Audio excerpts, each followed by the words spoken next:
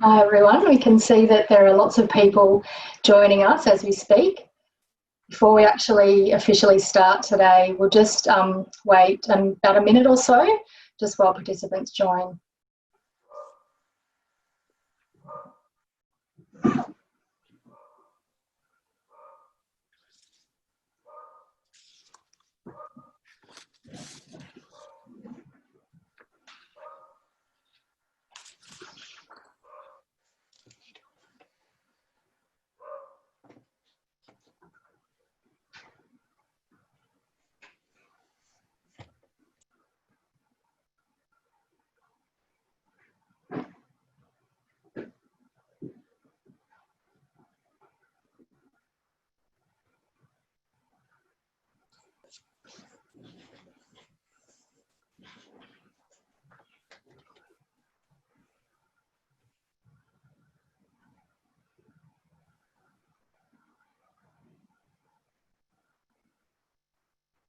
So we've got a question there already.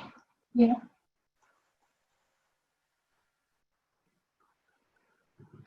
I might let my colleague Alice address the chat window questions.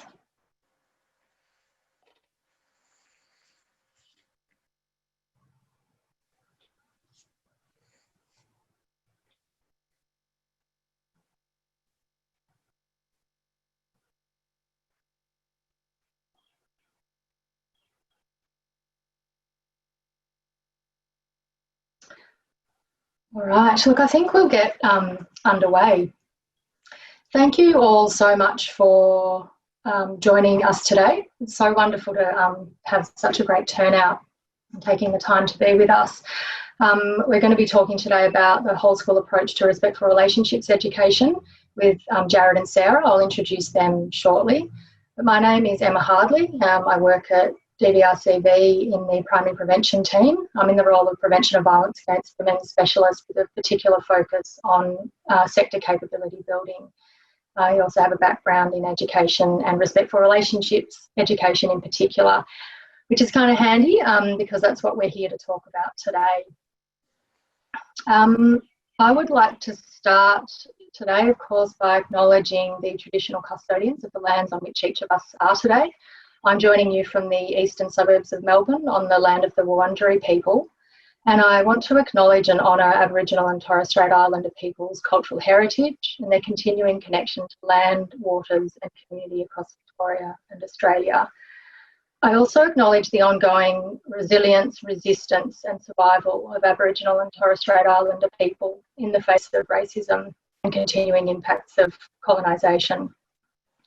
I pay my respect to elders, past, present and emerging, and I extend that respect to any Aboriginal and Torres Strait Islander people joining us today.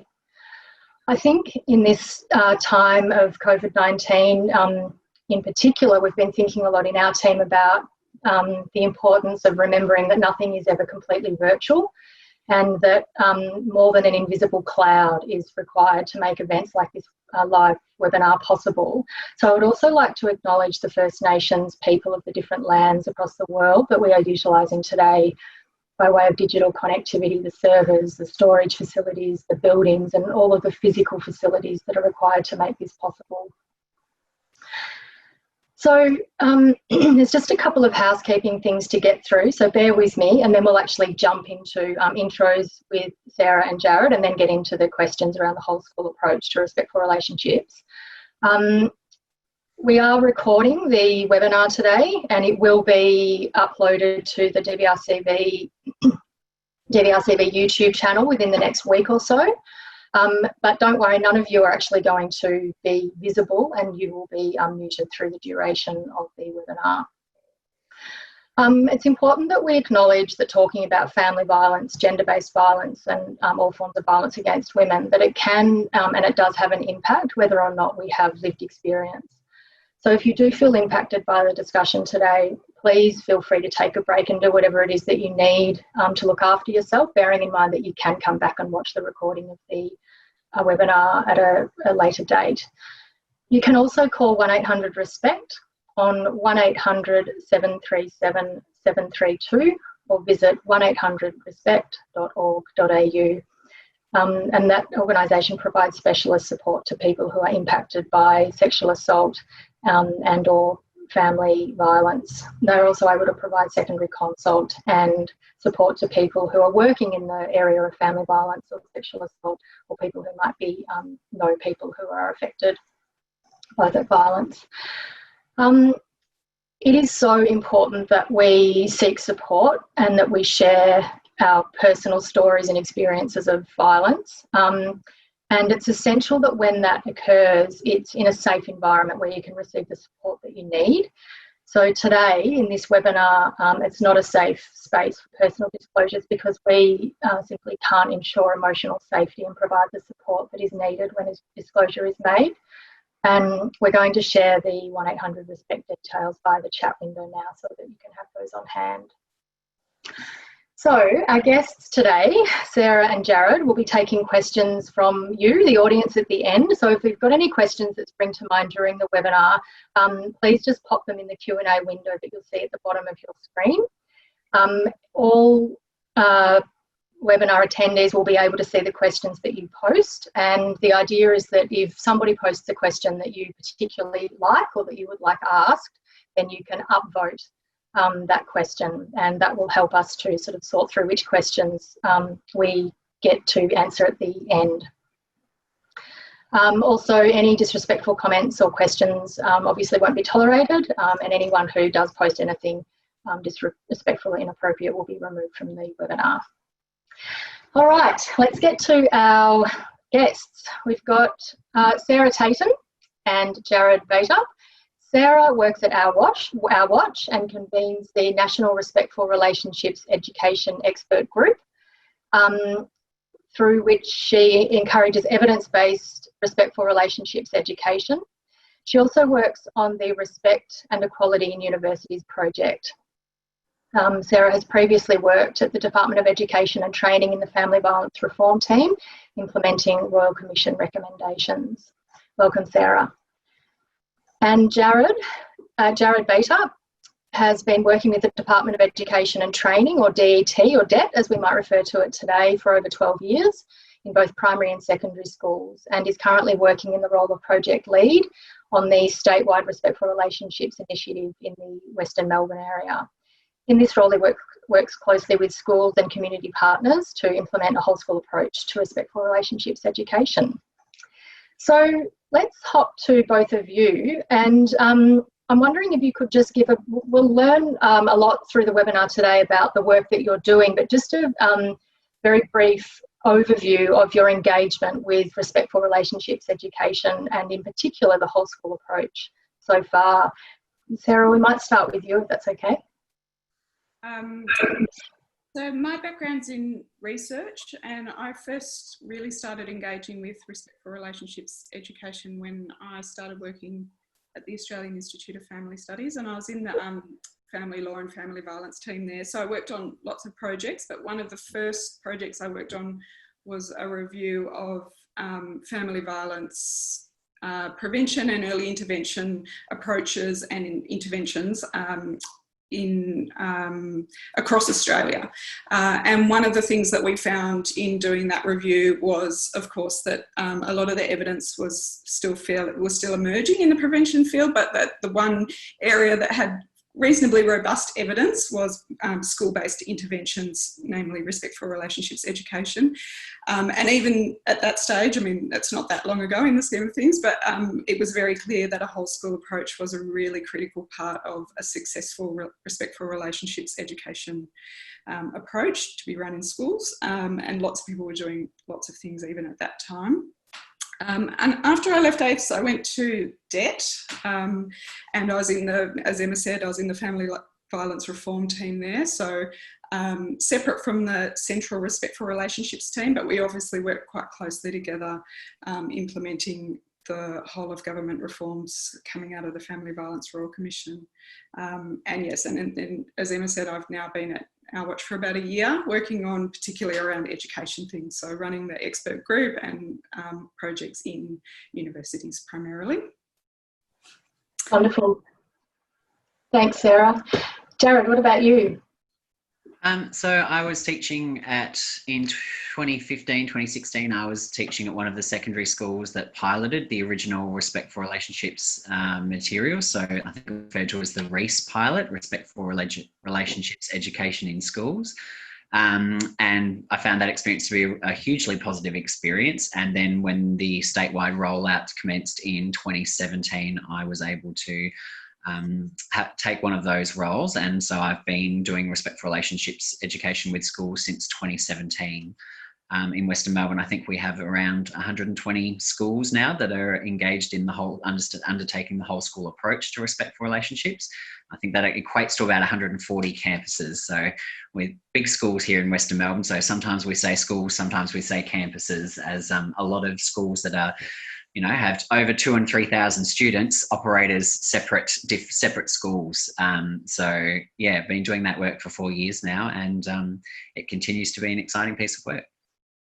Fantastic. It's a lot of schools, a lot of students, a lot of teachers, a lot of families. Absolutely. Well, Sarah, I feel I may have cut you off before you'd finished. Did you want to say anything else? No. That's okay. All right. So, look, Sarah, we'll go back to you at this point. And I'm just for everybody's benefit in terms of the history of the whole school approach to respectful relationships. It's been around for quite a long time, and obviously it's gained a lot more traction and visibility and is used now through the statewide rollout of respectful relationships education. So can you tell us a little bit about how the model has evolved to get to where we are today in terms of whole school approach to respectful relationships? Sure. Yeah, it has been around for quite a long time, and in fact, I think in the first instance, it was used more in relation to kind of other approaches to other forms of wellbeing concerns, such as anti-bullying and pregnancy prevention and a whole kind of range of things. And then it sort of slowly kind of evolved to be taken over in relation to gender-based violence. So yeah, I think it's been used as a kind of best practice model by community organisations and women's organisations who've been running respect for relationships education programs and initiatives for a really long time. In fact, I think the first time it was mentioned or sort of formalised was around in the early 90s when Deb Ollis and other people wrote a paper with the federal government Department of Education that advocated for a whole school approach, and they also developed a toolkit for implementing that in schools. And obviously in that kind of intervening time, there was lots of community organisations, women's organisations running things at a really grassroots level, lots of teachers who were doing that work really on the ground with very limited resources because they really saw a need for that kind of work, to be having those kind of conversations in schools. But often it was, kind of one person trying to kind of advocate, or external agencies coming in and delivering those kinds of approaches. And so programs such as the Casa Health program is obviously one of the better well-known ones from that time. And then sort of around 2007, when the Vic Health framework for preventing violence came out, there started to be a bit more momentum around kind of formalising both the evidence base and also the formalising the approach in kind of frameworks, various kind of frameworks, both state and federal frameworks for preventing violence against women or gender-based violence. There's lots of fluidity in the terms. And the other thing that probably should be said about that early period was that there's also a lot of movement between sexual violence prevention, respect for relationships, kind of programs aimed at various things, and sex ed. So there was a lot of movement between those kind of categories, and to some degree there still is. So then I think sort of around, and then obviously in 2010, the national plan came out, and that sort of really formalised, that kind of acknowledged the need for RRE and formalised the approach. Then various other kind of momentum built over that time. And in 2015, the first pilot was run with Our Watch in Victorian schools in conjunction with Deakin University, and that was run in around 20 schools, I think, and Jared was part of that pilot, so he can talk about that process. And then that was in secondary schools, and then later on there was a primary schools pilot that occurred in around 10 schools in Victoria and about the same amount in Queensland. But as that second pilot that Our Watch was running rolled out, obviously that recommendations from the Royal Commission, the Victorian Family Violence Royal Commission, were handed down, and so that obviously had a huge impact, particularly in Victoria. So then we saw the recommendation that respectful relationships education be introduced in all government schools. So that's a little bit of a potted history. Is that sort of give an okay overview? Absolutely, fantastic. Potted history is always really, really useful, and I think it highlights the importance of always remembering where this work has come from, or any of the work that we do, because so often it is grounded in that on the ground grassroots work. Yeah. And then over time that gains kind of traction, and then research funding and support, and then we start to get a real kind of evidence-based approach to the work that we're doing, in this case whole school approach. Jared, just in the spirit of kind of snapshots and overviews, I'm actually wondering if you'd like to give us a quick rundown of basically the way that the whole school approach sort of fits into the broader scheme of Royal Commission and the mandate around the curriculum. And I think there's still some people who have different ideas about or understandings of what might be mandated, what might not be, that sort of thing. So just from the get-go, we can have an idea. That'd be awesome. Yeah, the confusion is perfectly understandable, because we had a whole lot happening, a whole lot of different things happening at the one time, and essentially sort of three things happened simultaneously. So we had the Royal Commission in 2016, and recommendation 189 out of that Royal Commission was to roll out respectful relationship education into schools. And the idea of that was that government schools would be mandated to take part, and that over a period of years all government schools would join up, and that the invite was given to Catholic schools and other schools to take part in the whole school approach.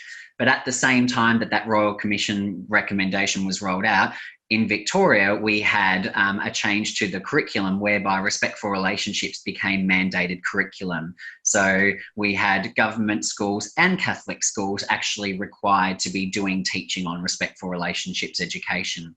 So for a lot of schools, particularly Catholic schools, they were they came to the conclusion of, if we're actually mandated to be doing this teaching, and there's an initiative rolling out that's going to provide us with a little bit of funding and professional learning and a range of other support, then why would we not jump on and take the opportunity?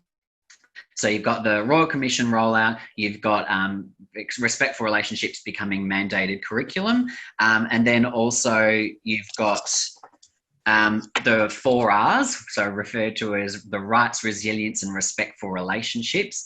The 4 R's learning materials that were developed by a team of academics led by Helen Cahill at the University of Melbourne.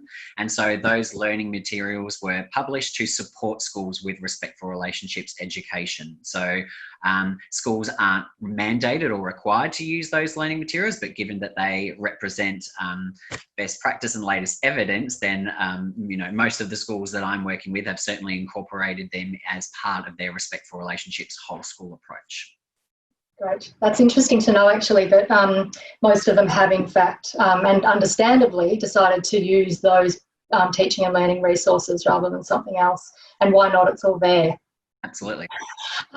So that sort of, I guess, touches on two of the key elements of a whole school approach, being the teaching and learning and curriculum element, and also, I guess, a little bit around the professional learning strategy that is needed for school staff.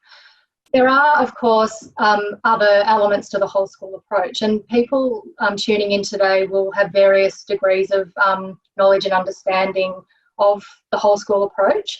So I just want to invite either of you really. Sarah, we might go back to you just to talk through a couple of the elements of a whole school approach. And Jared, feel free to just sort of jump in whenever you would like to. What does it look like? What's involved?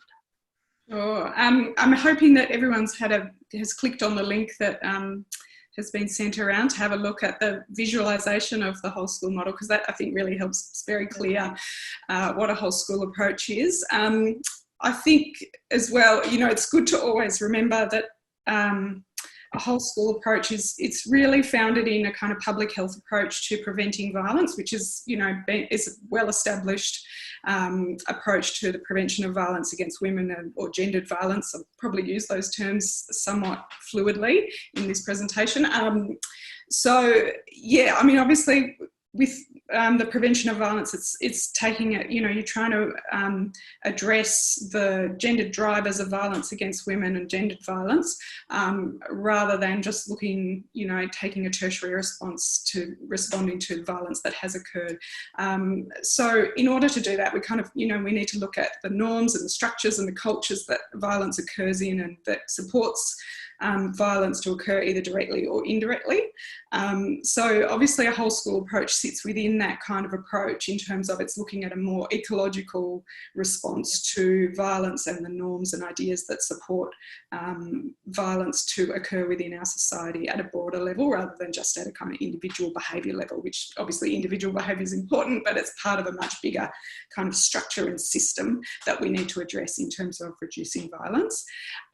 So that's the first thing I'd say. So it's really kind of really taking that approach and looking at schools as a kind of, you know, almost like a micro community that operate, you know, in our communities. They're a really critical site for families and for children and young people, obviously, that are, you know, it's near universal reach in terms of who you can talk to through those settings. It's a really kind of fairly neutral setting not for all students, and that should be said, but for a lot of students, it's, you know, it's where they're going every day. They're having lots of different conversations. So it's a really good and productive way to be having conversations about gender and respectful relationships in a relatively kind of safe space for them to be exploring those ideas. And obviously the whole school approach takes the idea that, yeah, it's not just, you know, I think at times there can be kind of like a focus on curriculum and what kids, young children and young people get taught in the classroom, but the whole school approach really puts that focus on schools as a kind of workplace, as a community hub. And so, you know, you can talk about, you know, as the sort of 6 elements of it show, you can kind of talk about anything from the way the play equipment's arranged through to the school uniform, you know, kind of anything and everything, depending on what's relevant for a particular school or a particular state, can be kind of part of the mix to have a really interesting conversation about where kind of gendered norms are kind of sort of consolidated and where they could be challenged in really interesting ways that might open up conversations and avenues for both students and also for families and the broader community. Yeah, fantastic. And I think that you've started to touch on some territory that I'm really keen to go into with you, Jared, and we might do that at the moment, which is you're working very much sort of on the ground with schools and school staff and community organisations partnering with schools as well. And I'm really keen to hear about some specific, or if you've got any concrete examples of the ways that different schools in your area are breathing life into the various elements of the whole school approach to have that kind of well-rounded embedding of respectful relationships in their school. Yeah, look, I guess that one of the exciting things that we say with this is we've got 120 schools doing respectful relationships in Western Melbourne. We've got 120 different versions of what it can look like in schools. And, you know, that there's a lot of positives to that, because the way that it gets embedded, instead of forcing a structure on schools and saying this must fit for absolutely every school context, whether you've got 50 students or 2,500, whether you're on one campus or 3, that kind of approach just doesn't work. So the opportunity for schools to bring this alive and make it resonate for their students and their staff is a really fantastic thing. That I absolutely agree with what Sarah was talking about before, that initially there is a very strong focus on the green wedge and the idea of teaching and learning, and schools are really keen to get straight into the, let's start with this. There's learning materials and there's training and it's going to be great for students, and in a lot of schools, social emotional learning programs might be a little bit old and ready for a facelift and a bit of a refresher, so this resonates for schools. But we sort of come at it from the point of view of, you know, if we're doing this kind of teaching, that's fantastic. But if we leave the classroom where we've had a lovely lesson about what it is to be respectful and what respectful friendships and relationships look like, and then we walk out into the hallway and we hear, you cry like a girl, don't be such a princess, man up, that's so gay. All of those warm, fuzzy experiences from the last 45 minutes are out the door before the bell rings for lunch. So we really need to be coming at this from a range of different angles, hence the whole school approach. So in our area, that the yellow wedge of the wheel that speaks to professional learning is one that we have a strong focus on. We have cluster meetings between lead and partner schools that run every term, and we've been doing that. This is our 4th year of doing that now. So that ongoing relationship between schools to share what's working in schools, it works really well and has resonated for schools, because it's an opportunity to learn in a safe environment, and it's also an opportunity to share materials and not have to reinvent the wheel.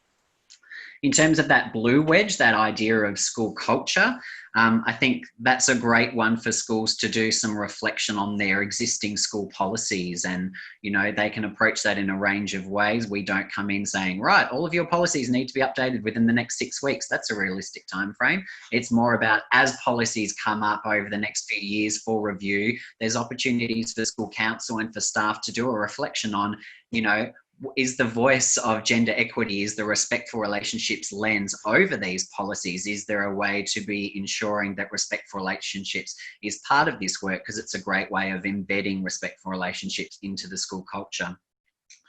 I think the purple wedge, that's crucial, and we sort of refer to that with schools as foundational work, that idea of we need support for staff and for students in hearing and responding to disclosures. We very much frame it with our schools of trying not to get too carried away with the teaching and learning before we've had staff in the schools undertake the professional learning around hearing a student disclosure. What does that look like? How should that sound? We're conscious too that given that these conversations are happening in every classroom, that's a lot for the wellbeing team of a school to try and deal with. So we actually need to build the capacity of the teachers and the education support staff in schools to be able to hear and respond to disclosures themselves, as opposed to, oh, it sounds like you're about to say something scary, you should go see someone in wellbeing. That doesn't work with a whole school approach. We need everyone on board with that. And I think that's been strong learning for schools. The student wellbeing side of responding to disclosures, there are pathways and processes and policies in place for school, and they have been for a really long time, and RR has just come along to maybe tweak those. But I think what's been strong learning for schools, in many of our schools, is the idea of the need for support for staff. Because, you know, based on the statistics of family violence, we know with 100,000 teachers in Victoria that a significant number of those are going through or have been through their own experience of family violence, and we need to support those staff. Just as I guess a bit of a stat, when my colleague and I, Libby Hargraves, presented in our 9 lead schools in wave 1, we gave our first school presentation to explain what RR is. There was a staff disclosure to the principal within 24 hours of that presentation in 8 of those 9 schools. So it really resonated for schools of going, oh, as an employer, I have obligations to provide a safe learning environment for my staff. So that's been a key learning there too. And I think the pink wedge, which speaks to student voice, that's probably perhaps what I consider the most exciting part, because over the last 3-4 years, we've had the opportunity to work with hundreds, now thousands of students across Western Melbourne, and hearing what they want respectful relationships. What do they think a respectful school looks like and feels like and sounds like? What is their school doing well, but what would they like to see happen further from an inclusion point of view, from an equity point of view? So there's some really exciting work coming out of schools with that now. That's fantastic. Thanks for that thorough overview, Jared. And a couple of things that stick out to me. One is that thing about thinking about school culture and environment, not just from the perspective of students and what the student body kind of does or doesn't do, but the staff. And I think that's something that has really kind of shifted and been enabled to go in a bit of a different direction with the whole school approach.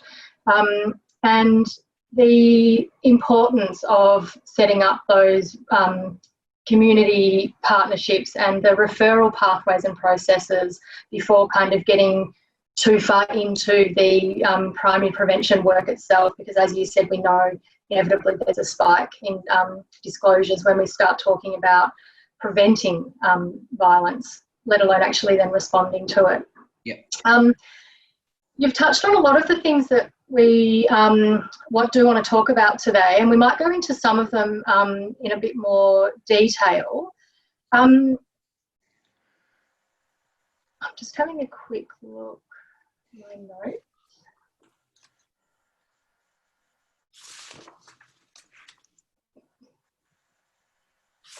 Jared, you touched on, or you both actually touched on some idea of existing school resources, structures, processes that can be used as levers, if you like, for getting a whole school approach off the ground. Sarah, can we come back to you around that? In the work that you've been doing, have you seen or been able to use any existing structures or systems in schools? So I'm thinking, for example, like annual implementation plans, and when they come up for review, getting the respectful relationships and whole school approach in there, or baseline assessment tools, those sorts of things that schools might already be using.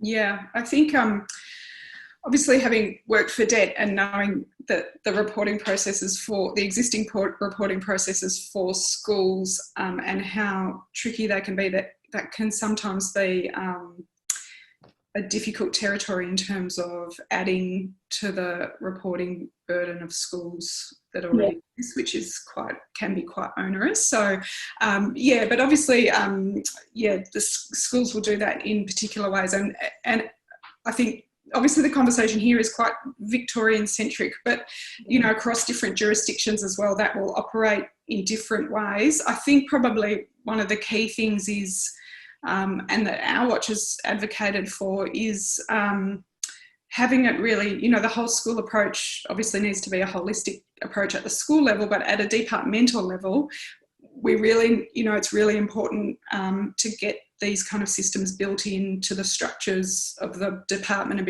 for them to become kind of critical part of education processes at a kind of systematic level, and to become kind of business as usual, I guess, for departments. How different departments might do that across Australia can vary depending on what their reporting obligations are and various, how the logistics of how they run schools. And Jared might be able to talk more specifically to those kind of aspects and how that's utilised in Victoria. But certainly I think, as I said in my very first comment about that kind of momentum that's built, that's been building over the kind of, last 10 to 15 years really of RRE becoming much more kind of like built in to kind of state and national frameworks as a really key priority and a really key plank of how we prevent violence is actually, that's probably one of the key ways to engage departments for this kind of work to become built into the structures and systems of departments to become business as usual. But yeah, Jared, do you want to talk to that, those reporting processes in the Victorian context at all? Or? Yeah, I think like Emma, you used the word levers or sort of mechanisms, tools that can be really useful for fostering that relationship and being able to be used. I think I can only speak for Western Melbourne, but I know in a lot of other areas across the state, one of the first things that schools undertake when they sign up to doing the whole school approach is to do the baseline assessment, or which has also been referred to as the gender equity audit, which if you're a teacher in a school, it's a pre-test. Let's find out what you know already and we'll build upon that, and then we'll do a post-test to see what learning took place. So that whole idea of undertaking an audit, coming at it from a strengths perspective and saying, we know that schools have been teaching on respect for a really long time. This is not something new. Every school has respect on its flagpole and outside at school gate. So, but what we do need to do is perhaps tweak the way we're teaching on respect, because the number of people experiencing violence in our community isn't dropping, it's in fact increasing. So that conversation needs to be nuanced, and here's an opportunity to do that. So I think that baseline audit is a really important tool, because from undertaking that, schools can see, what are we doing well? What areas perhaps is there an opportunity for improvement? And now who can we link in with in order to get that opportunity to broaden that experience, to bring that knowledge inside our school environment? So there's opportunities there for community agencies and experts to become, you know, critical friends and be able to provide school with that expert level of knowledge that schools don't have, but would be welcomed once they have gone through that process of going, what's next for us? You know, I think in our area, straight after the audit, the next thing that schools do is an action plan. What do we want to achieve in the next 12 months? Let's be realistic here. Let's not write ourselves a to-do list of 147 things, because we'll burn out in term 3 and we won't go any further. So let's be realistic. What's a couple of things that we want to work on? Is there a particular part of the whole school approach that we would like to make our focus for the next 12 months? And then who can help us doing that kind of work? I think the learning materials are another really good tool. The fact that they are publicly available, that everyone can download them, whether they be in a school or not in a school, whether they work for a community organisation, whether they're just a curious parent that wants to know what's going on at their school. All of those learning materials being publicly available is a really good tool to be able to interact with schools and show how the work that community organisations and experts are doing links into those learning materials, so that it doesn't feel like an add-on or an isolated session or a once-off, where it's more linked into work that the school is trying to embed. And I also think the lead partner model is a really useful tool that can be levered and used for building and establishing relationships between community organisations and schools, because that the idea of that lead partner model is that once a term, it used to be face-to-face, but in the current climate, not so much, either face-to-face or online, we provide opportunities for schools to get together and discuss areas of that they want to have as a focus. There's a really great opportunity there for community organisations to, you know, either present their work to 10 lead schools who then have the responsibility of sharing that to partner schools, or potentially attend 4 or 5 events in a term, and in doing so actually be able to reach 120 schools, which they wouldn't have the financial or time capacity to do on a one-to-one individual basis. So I think that lead partner model helps spread expertise in a way that is viable when we know that you know, community organisations are having to do a lot with very little. There's a real opportunity for connection there.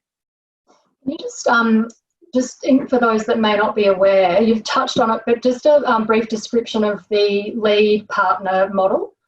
Yep. So in both, we've had 2 waves of Respect for Relationships now, wave 1 and wave 2. And in both waves, there are schools that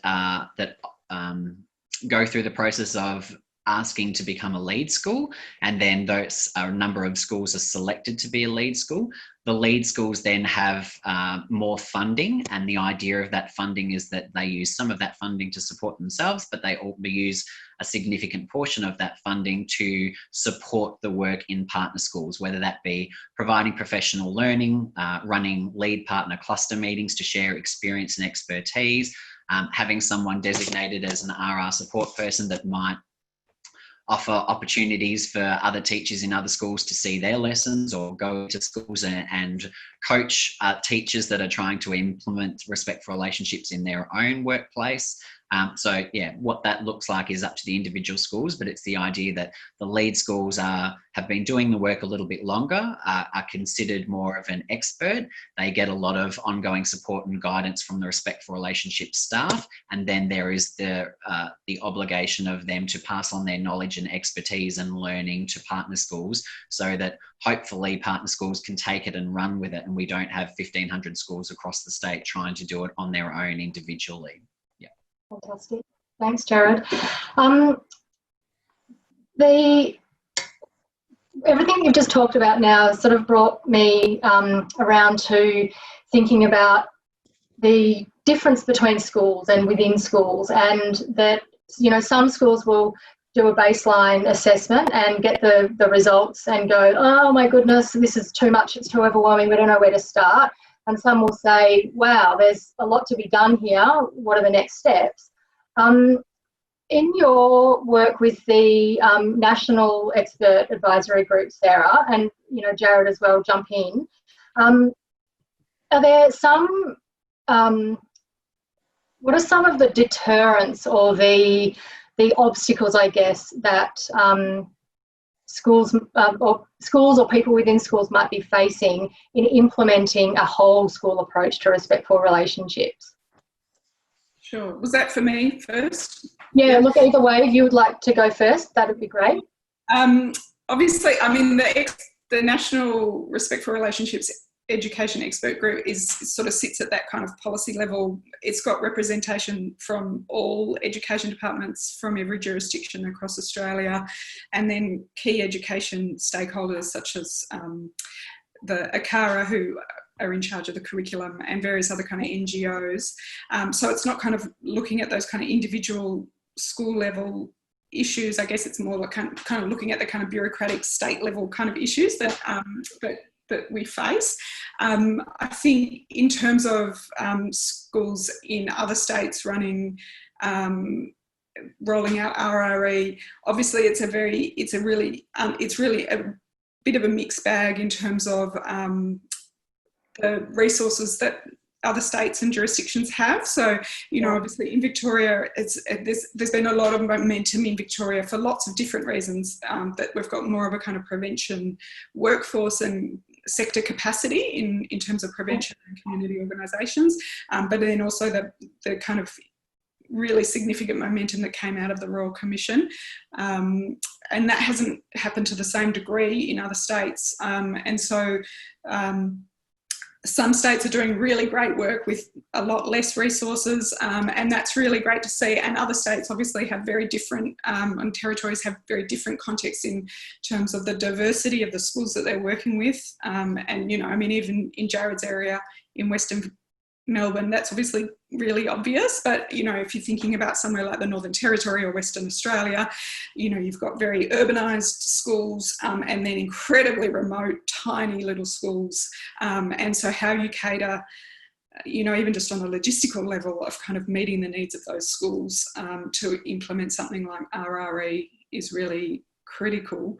I think as well, you know, at the school level, I think often there can be competing communities, and student bodies can have really different wellbeing needs, and some of those obviously can take priority over others at particular times, and I think that can be really tricky for a school to kind of navigate in terms of how to prioritise particular wellbeing needs and how to meet those wellbeing needs, and often you know, with stretched resources in terms of you know, obviously RRE is well resourced in Victoria, but you know, if there's a lot of other kind of highly complex wellbeing issues within a school community, then people will be stretched in other ways, if that makes sense. So yeah. Absolutely.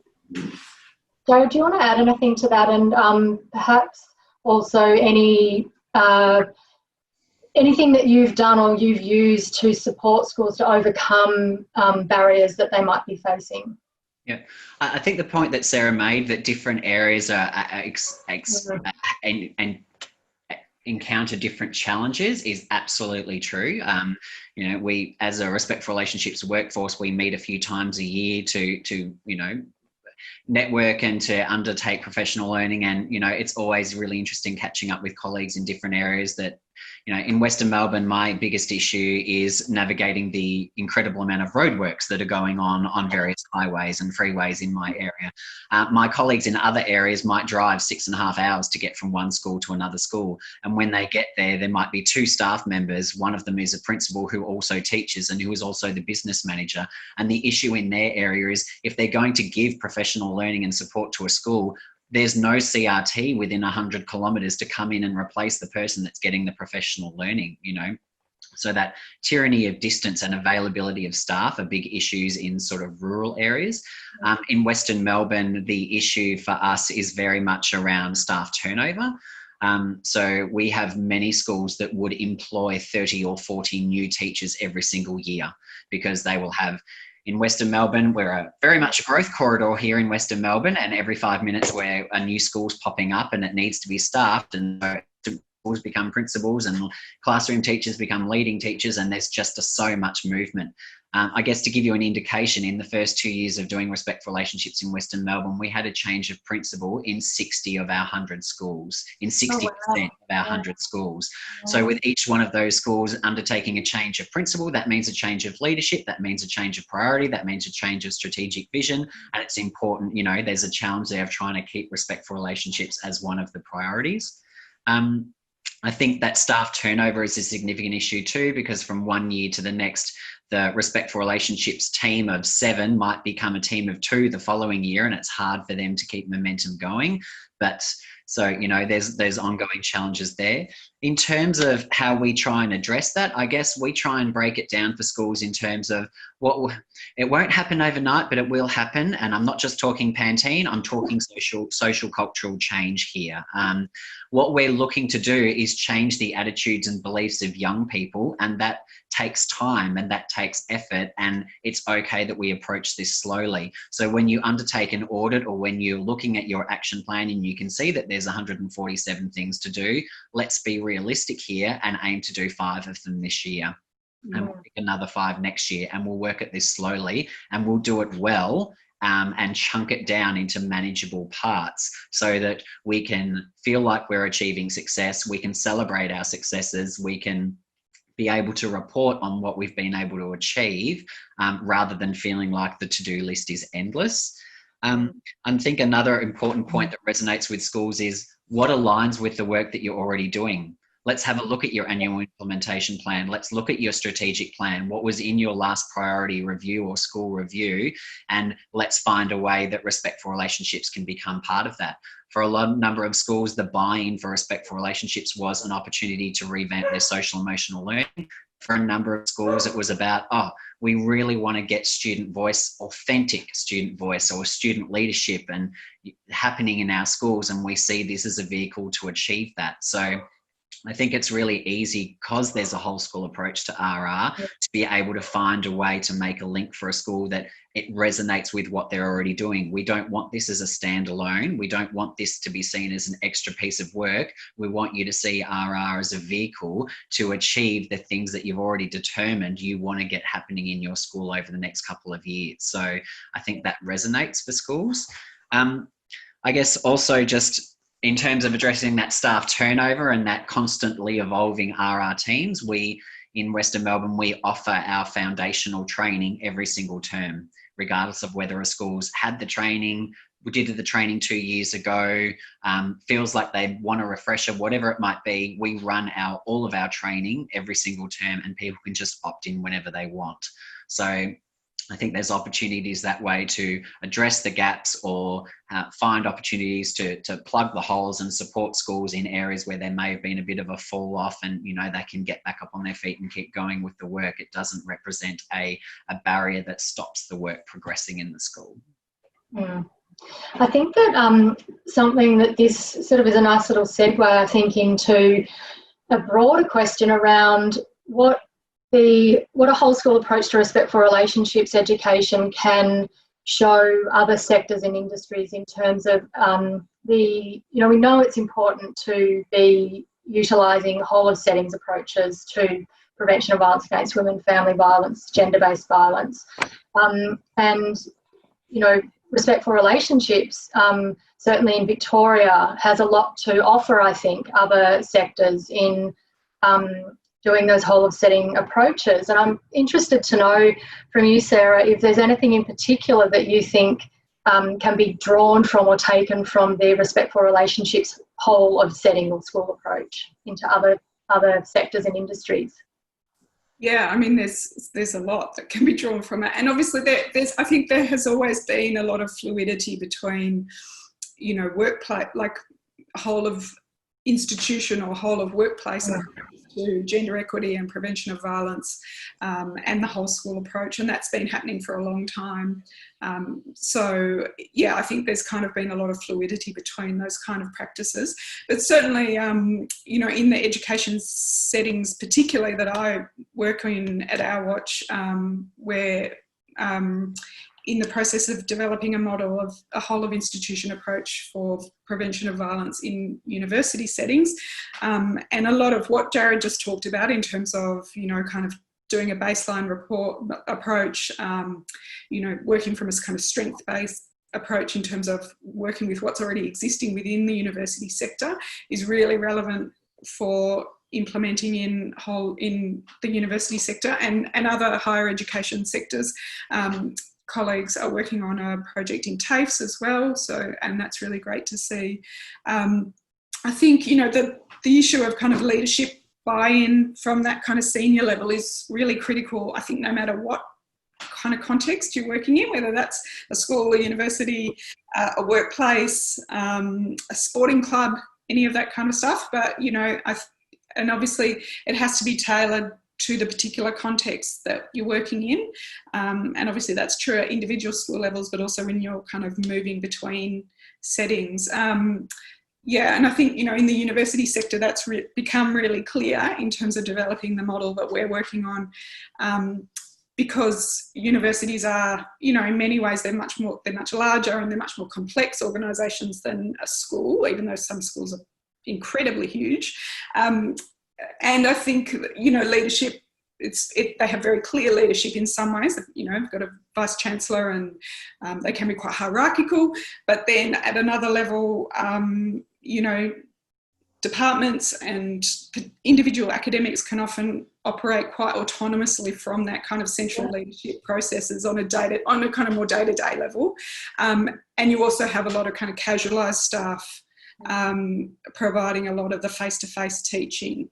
Yeah, and obviously in the particular moment of COVID, that's had a massive impact on all of university settings, but particularly that kind of cohort of people on short-term and casualised contracts. And so that's, you know, a really critical thing that we're kind of having to kind of navigate in the project.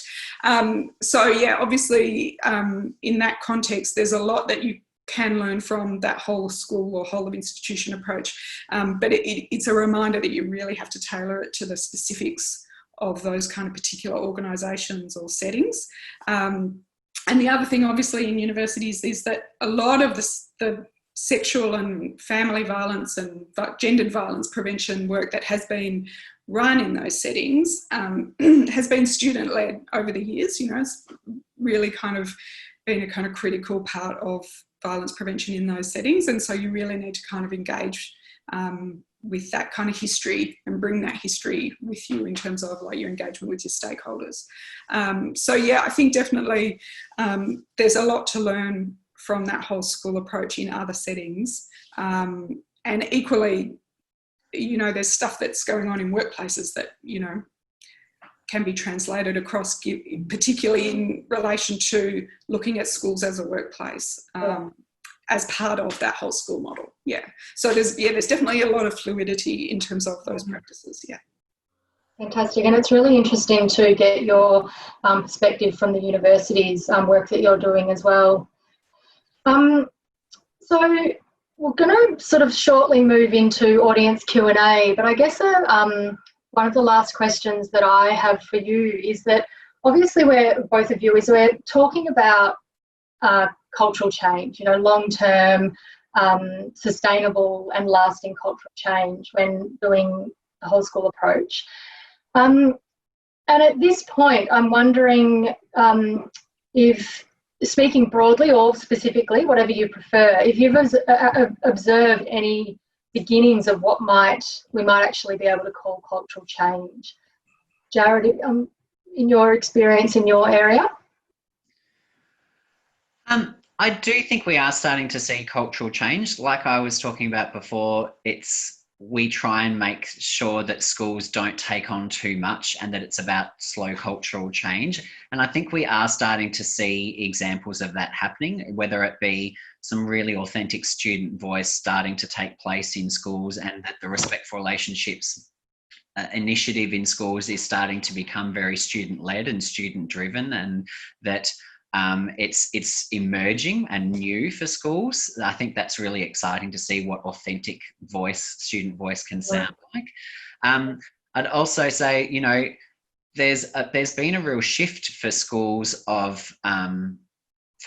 are starting to really embed this work now, of starting to think about their own staff, as opposed to, you know, as someone who was a teacher for 12 years myself, I can say that all of my PD and professional learning was about how I can improve my practice as a teacher, how I can be a better teacher, how I can be a better educator, and what else I can do for my students. There was very little time over that 12 years that was focused on what can I do for myself? You know, what can I do to improve my own well-being and my own resilience? And I think a Respect for Relationships is putting a lens over that work around the idea that being able to look after your staff isn't an add-on, isn't an extra, it isn't something that we do if we've got time for. There's actually real benefits in doing that kind of work, because that supportive school environment leads to our staff feeling safe, feeling secure, being able to become more productive, and being able to have really interesting conversations and teaching and learning moments with students when the teachers themselves feel valued and cared for. So I guess the other point I'd make there too is, initially with Respect for Relationships, the idea was we had student disclosure training, staff disclosure training, curriculum training, and a whole school presentation trying to explain what Respect for Relationships is and why it's a good thing. That was essentially the main body of work that we were expected to implement with schools over a period of time. And again, I can only speak for Western Melbourne here, but in Western Melbourne, we've gone from those 4 types of PD to now offering 15 types of PD or professional learning. And the other 10 have come from schools saying, we're at this point, what can you offer us? We've got this barrier, how do we overcome it? It would be really interesting if we can move further down this path of the whole school approach. What does work in that area look like? So, you know, we've got presentations around promoting staff well-being and self-care, and what does resilience look like from an adult perspective, so that we then feel more confident teaching it to children and to young people. And in a range of presentations addressing different elements of the whole school approach and different points, I guess, on the journey, if you like. And they have come about because schools have requested that. So I think it's really interesting to see now that schools that have been doing this work for a couple of years are saying, you know, the work is emerging because it's those schools that are driving what that work looks like. And as the Respect for Relationships staff, we have the opportunity to fill that gap, to be creating professional learning that's going to resonate for schools, because they're the ones asking for it. So I think that's perhaps the indication that the work is embedded when new and interesting developments and training and professional learning becomes available based on the needs of schools and not what was thought would be appropriate at the time. It's now coming from the schools themselves. I think that's perhaps a really good indication that there's runs on the board and there's real action starting to take place in different settings. Yeah, it's so exciting and so fantastic to, you know, be a number of years now to the statewide rollout, and to be able to have these conversations around, are we actually seeing and where are we seeing cultural change? It's really amazing. Sarah, just one last one for you, which you touched on COVID-19 earlier in one of your responses, and I'm curious to know, and I'm thinking other people might be curious to know, if there is any sort of key observations you have made during this COVID time around Respect for Relationships education work. Yeah, sure. I think certainly we ran one of the expert group as a teleconference. We'd had to cancel our in-person meeting about a week out from when it was due to occur, which was disappointing, but that was just the reality. And it was in that crazy time when it was all still unfolding. I mean, it's all still unfolding, but, you know, it was really in that kind of crux of it. It was very unclear what was going on. And when we kind of gave people a bit of space, because obviously everyone was just too busy in the mix of trying to get everything up and running. But when the departments did come together, they were obviously still running in the midst of trying to get online learning up and running, and it was completely uncharted territory for everyone. But the key thing that came through was that, you know, all the departments were really aware that there was a lot of conversation going on about the increased risk of family violence and gendered violence in lockdown and under COVID. And so being very kind of cautious and aware of wanting to support student and family wellbeing, but not wanting to increase risk in any kind of way. So just sort of trying to navigate that territory, which was uncharted territory for everyone. But putting lots of kind of thought and energy into those processes, and that was really good to see. And obviously now students are back in classrooms, so things are shifting again. But obviously, you know, the wellbeing needs of students coming out of this crisis are going to be even more complex, one would imagine, than they were before. So, yeah, we really need to be providing support to students and schools to be able to support those students in their wellbeing needs on the ongoing future. The other thing I did want to just add to Jared's comment about, you know, kind of cultural change is that, you know, I think at times it can seem like a really long game. And I think at those times it can be really good to just remember that kind of critical point that, you know, we sort of started with, was that we do have evidence that if it's well resourced and well done well, respect for relationships education, it does actually work in terms of impacting on particularly attitudes, but also behaviours. We have less evidence about behaviours, but we certainly do have enough evidence about behaviours to know that it's effective, and that evidence base is increasing all the time.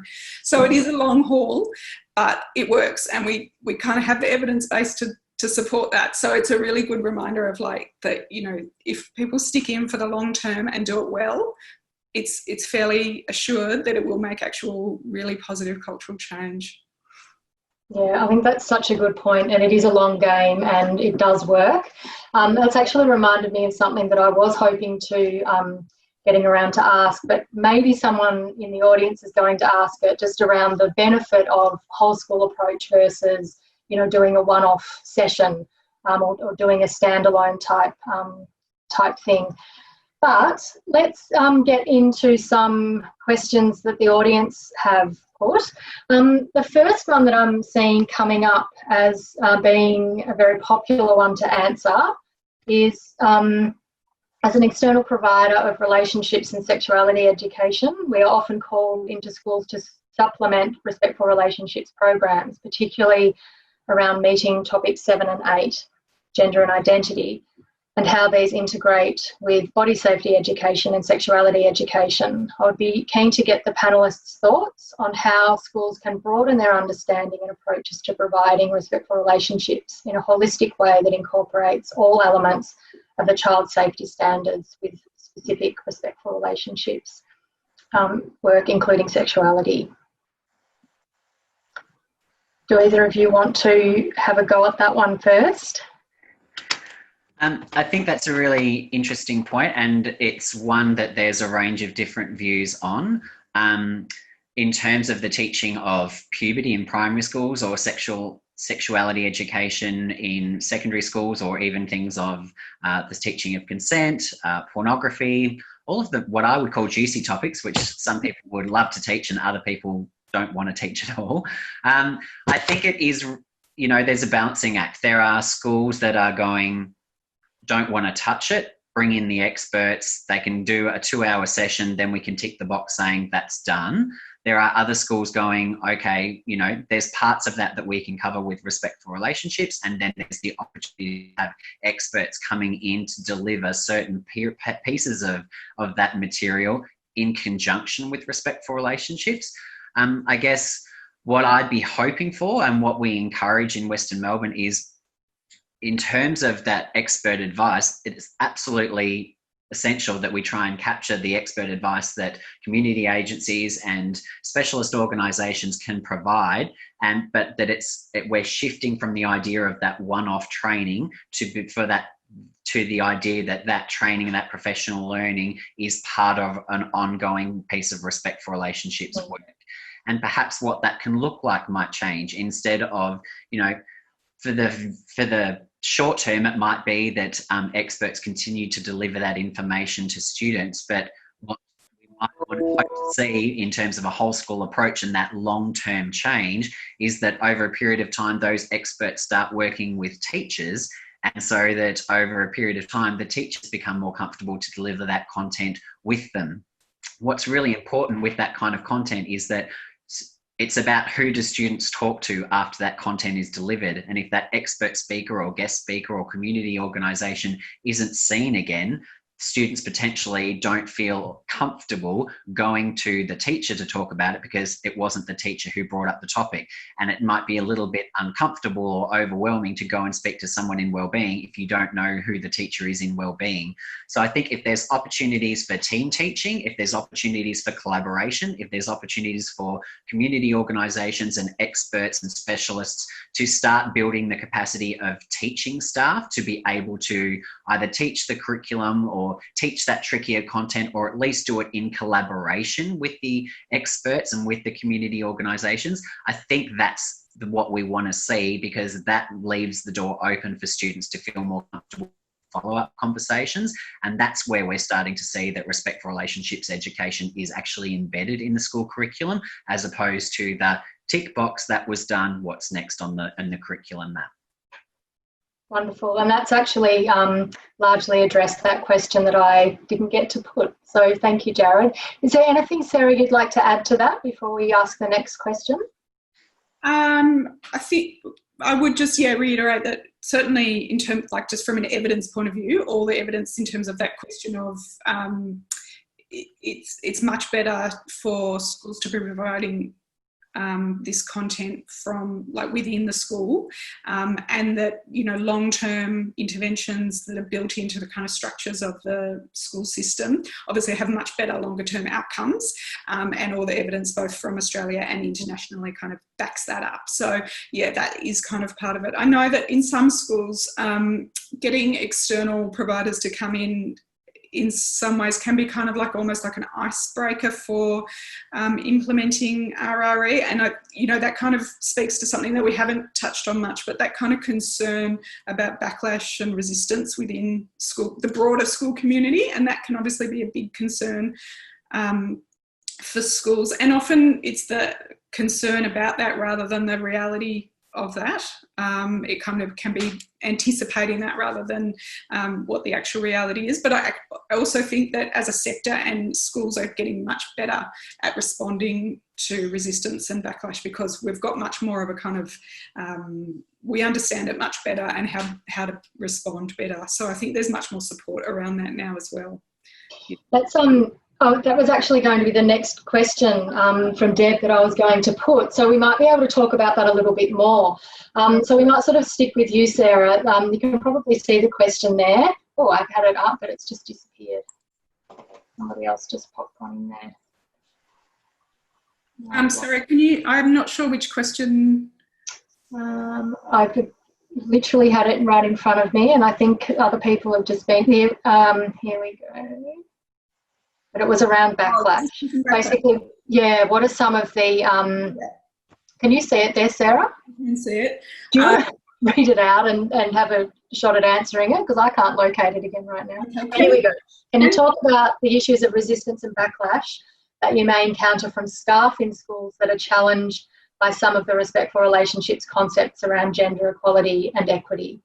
Yeah. Well, I'll talk about in general terms and then... Yeah, that'd be great. And I guess we do know, it can be really overwhelming, I think, and I think this happens at all levels. It happens at departmental level, it happens at policy level, it happens, at school level. So across the board, people can be really overwhelming and daunting to feel like you're going to have to deal with animosity and resistance and backlash about introducing kind of new ideas or ideas that challenge really kind of very fundamental concepts of identity at a level, you know, really things that are really ingrained and deeply held. But we do know, and Vic Health has done a lot of work in this area, as have you at DVRCV, about that it's almost you know, it's an inevitable part of the process. So, you know, you kind of do need to plan for it and expect it. And it's not because you're doing something that's completely out of line or incorrect. It's sort of almost a part of the process of making cultural change, is that you will hit some resistance and backlash at some point, and what form that takes can vary depending on the context. So that can be anything from kind of like, you know, conservative media commentators at the kind of national kind of political policy level, through to people, you know, teachers, parents at the school level. But there are really good strategies, and increasingly there's kind of like a, you know, I think people are getting better within the sector, within the prevention sector and the RRE sector, at knowing how to kind of effectively respond to that kind of backlash and resistance that is pretty much inevitable when running this stuff. So yeah, maybe I'll just kind of leave it at that. There's heaps of resources though for people who are dealing with resistance and backlash that we can put links to and stuff. But I might ask Jared now in terms of if he's got any particular things to add to that at a more specific level. What we might do, Jared, if it's okay, is I think there's a couple of questions here that I'm really keen to get to, and we're really quickly running out of time, but I think the idea of sending, we'll send links around to everybody over the next week that have been mentioned today, and others that might be really useful. And as Sarah said, there's lots around resistance and backlash that we can send out. There's a couple here that go to, you know, questions around, is there a modified version of whole school approach or elements of whole school approach that can be delivered to students with intellectual disability, and how Respect for Relationships is delivered to the language schools, for example, and is it, you know, how do we ensure that it's culturally relevant? So I know that there's been, you know, a number of specialist schools taking up Respect for Relationships. And Jared, in your area, can you sort of talk to that a little bit?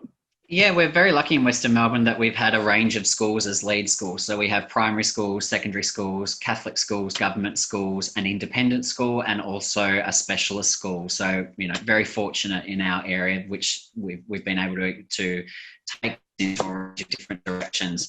And as a result, we have a number of specialist schools across the state that are opting to work in our particular area or network. Again, another one of the advantages of the Respect for Relationships initiative is that it has what they refer to as soft boundaries, which is a nice PC way of saying work with whoever you want. But the idea of that being that, you know, we've had a cluster of specialist schools working together, and in that space and over a period of time, those schools, particularly the lead school, Warringah Park Specialist, they've actually had a team of staff working and have rewritten the entire Respect for Relationships curriculum from foundation through to year 12 for students with a range of additional needs. So they've shared that resource. They've presented at a Respect for Relationships state forum where my RR colleagues across the state were able to access those materials. So if you are a specialist school, or if you are wanting to look at what alternative versions of these lessons can look like, I'd encourage you to get in touch with your local RR staff or myself. I'm happy to send that link out, because the school was quite happy for that to be shared far and wide so that everyone could benefit from that, because, you know, they have specialist schools understand the complexities and the challenges and barriers of going to professional learning from the Department of Education and then having to go back and tailor that and rewrite that to suit their own setting. So there's a range of opportunities that can support specialist schools in this work. I think also the second point with the specialist schools is just, given the complexities of specialist schools, given the issues that teachers working in specialist schools have to deal with on a daily basis, whether it comes to the violence they themselves experience or the issues that can play out with students who have additional needs, it's more important than ever that specialist schools have these lessons and have this education in their school. So I think any barriers that we can address for specialist schools, essentially in a specialist school, the social emotional learning is absolutely paramount and essentially represents 80% of their work around encouraging young people to be able to interact with others in safe ways. So it's really important that this work features in specialist schools and that there's no barriers for them to be able to access that. So yeah, happy to send links or supporting information to anyone in a specialist school if they're after extra support in that area. Fantastic. Thank you, Jared.